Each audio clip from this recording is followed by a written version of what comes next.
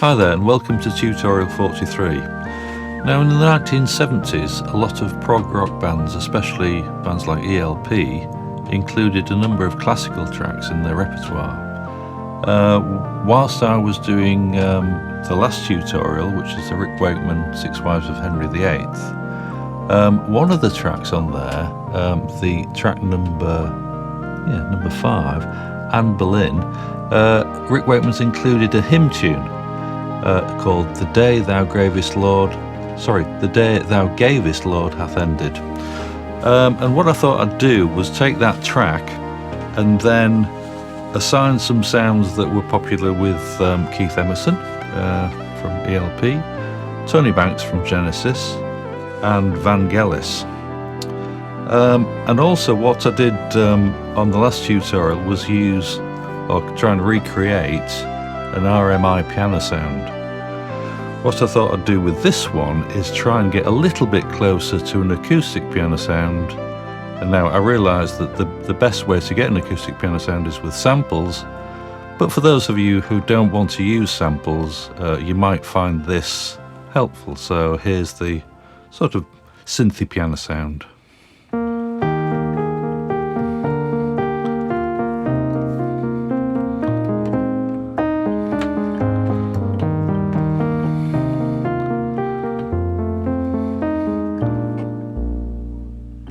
And I'll show you how I created that sound. Now instead of working from left to right this time, I'm going to work from right to left, but I do need an initial setting, and that just gives me one oscillator. It gives me no velocity at the moment, and the filter is fully open.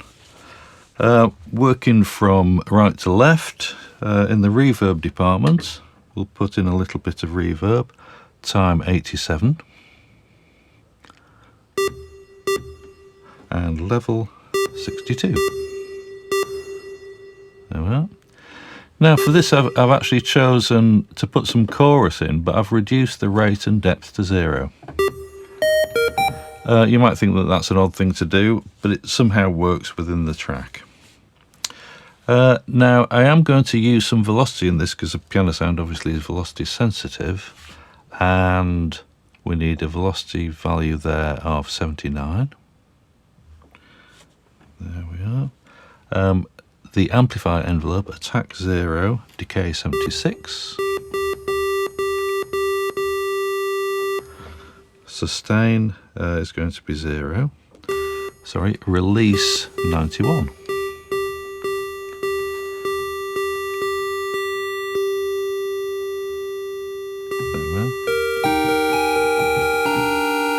Okay, so we're getting some, I've actually done the wrong setting there. Release time 69. That sounded a bit odd. Yeah, decay 76. That's correct. Sustain is 0.7, so it doesn't fade down to absolutely nothing, it's just still a little bit there. So that's the amplifier envelope sorted out. The filter envelope, we want an amount of plus 19. So the filter is going to open up according to the envelope. There's 19. Attack time 0, decay 93. There we are. This is sustain 0 and release is 91. Doesn't really matter quite so much about the release time with the filter because it will be faded out by the amplifier envelope anyway. So 91 there. And key track is 74.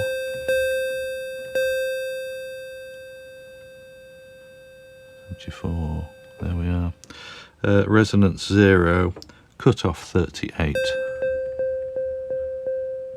This is providing a nice mellow sound. But of course we're going to use some bright waveforms in here anyway. Setting up the mixer, we need all three oscillators in the mixer. Oscillator 1, at the moment it's just on a pulse wave.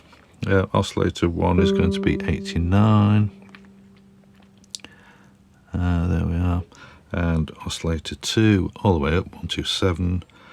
Oscillator 3 is going to be 108. Now I'm going to choose different waveforms for each of the oscillators. Oscillator 1 is probably the most important one, but I've actually backed that off to a level of 89. But it's dipping into the wavetable. So select the wavetable there, and it's wavetable number 58.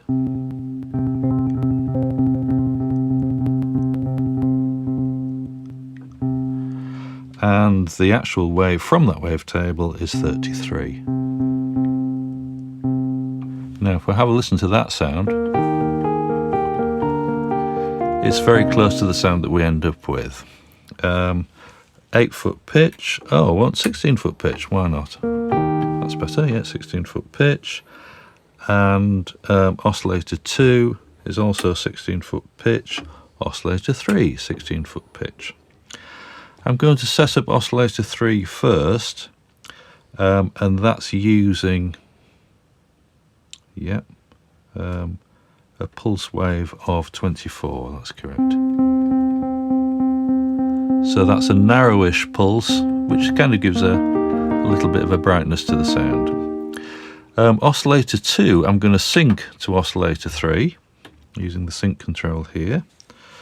I need a sine wave on here, so sine wave, and we're actually going to modulate the sine wave by oscillator 1, frequency modulation, and that is 34.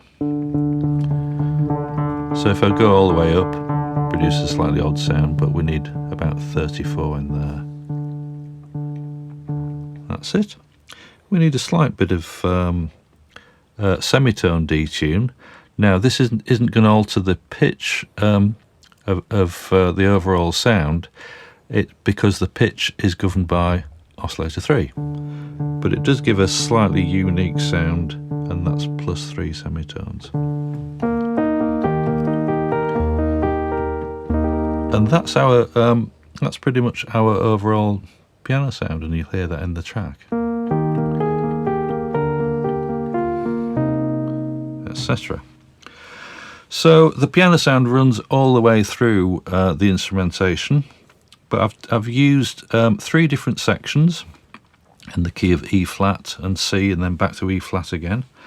And I've got I've got Keith Emerson, or a Keith Emerson sound, should I say, from Trilogy, and that's sound number 104. I've called that ELP sign. And that's the first bit of melody. So Keith Emerson is sort of playing the first bit. I've got Tony Banks playing the second bit. So I'm going to show you that sound. And it's kind of up here. Now, Tony Banks used a lot of ARP synths. I've kind of created a sort of an ARP Odyssey kind of sound here. And again, we can work from right to left, but an initial setting is always useful. And reverb time. 62. And level 64. So a little bit of reverb in there. Velocity is going to be 0, attack 0, sustain 127, release 73. So a bit of release on there. We're going to set up the filter. So we need key track 86. So that opens up the filter towards the top end of the keyboard. Resonance 0, cutoff 90.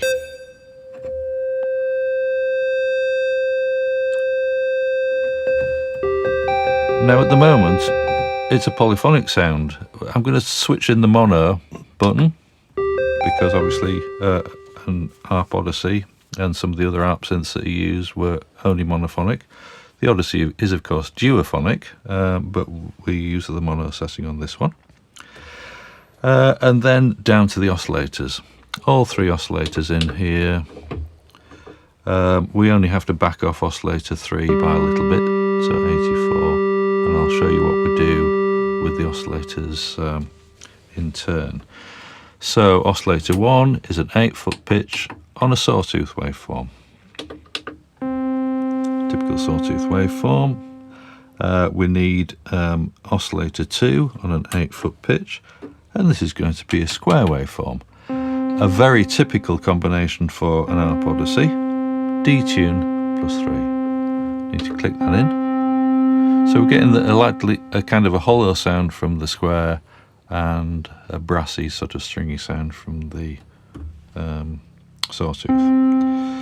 And then we're going to use a bit of frequency modulation. So oscillator 3 is at 8-foot pitch on a sine wave. There we are. And frequency modulation 65. Of course you won't be able to hear that because we haven't clicked it in yet.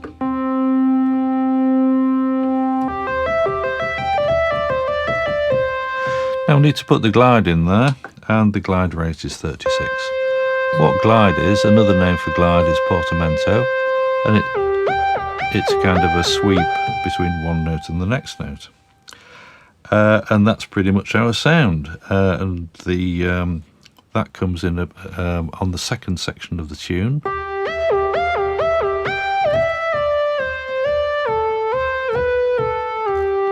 Etc. Now, also on what I forgot to mention was on the first section where Keith Emerson plays the melody, we've also got an organ sound, which is this one, 2, 4, 7. And you'll find that organ sound on tutorial number 9. You'll find the ELP sound, the Keith Emerson sound, on tutorial 11. And we're now going to have a look at the last section, which is the Vangelis sound. You'll find that one, a 412, on tutorial 16. And this is the Find My Way Home sound. We're going to use that for the third section of the tune.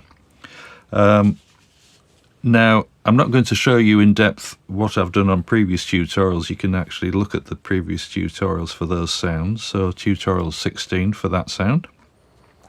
We're going to be using a choir sound, which is a new sound on the third section, and I'll show you how I got that sound. So it's 5, 4, 8, and this is the sound.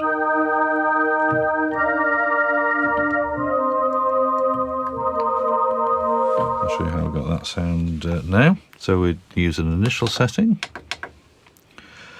And again, we can work from right to left, just as a bit of a change. So initial setting, there we are. Delay, I'm going to use instead of reverb, delay time 94. There we are. And level 66. Okay, the velocity on the amplifier is 0. The attack time, which will give us our fade in, is 56.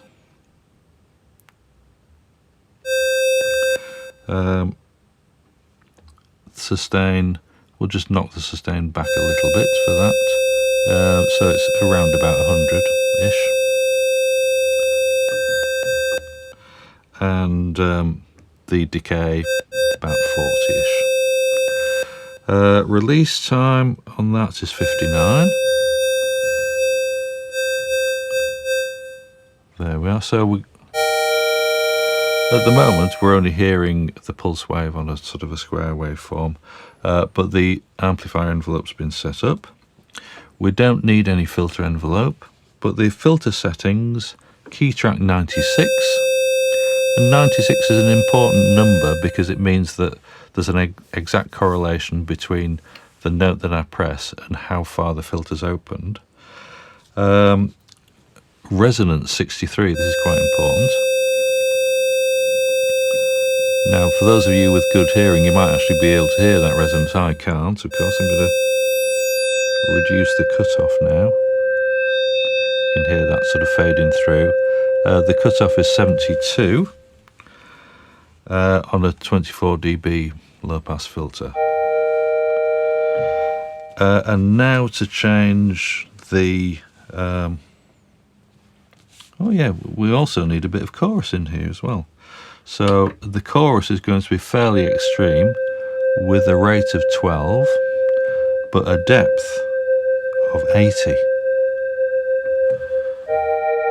So quite a lot of chorus there, which adds to the choir type sound. Okay, the oscillators. I've put all of these on a middle volume, just so that they don't overload the mixer. But oscillator number 1 is going to be an 8-foot pulse waveform, pulse width 29, so a narrower pulse width.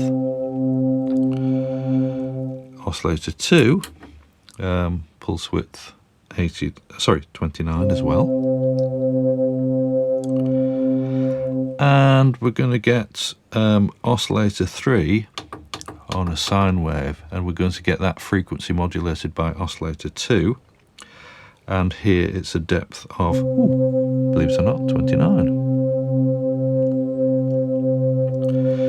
Now, a combination of having the oscillator set on a pulse waveform and the resonance on the filter should give us a nice choir effect. But to add a little bit of wobble to the sound, we're going to use LFO1 to modulate oscillator 1 only. And we've got a speed of 44 and a depth plus 12. So that's our choir sound.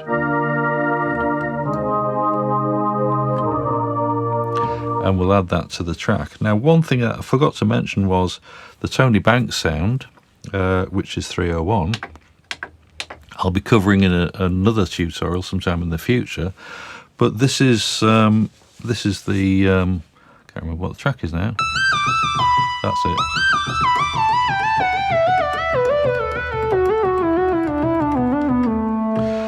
What's that track called, Dave? Follow You, Follow Me. That's the one, yeah. So I'll be playing that a little bit more accurately and showing you a bit more about the overall context of that sound in future. But now we'll add all those sounds together from previous tutorials and the new additions today, and it sounds a bit like this.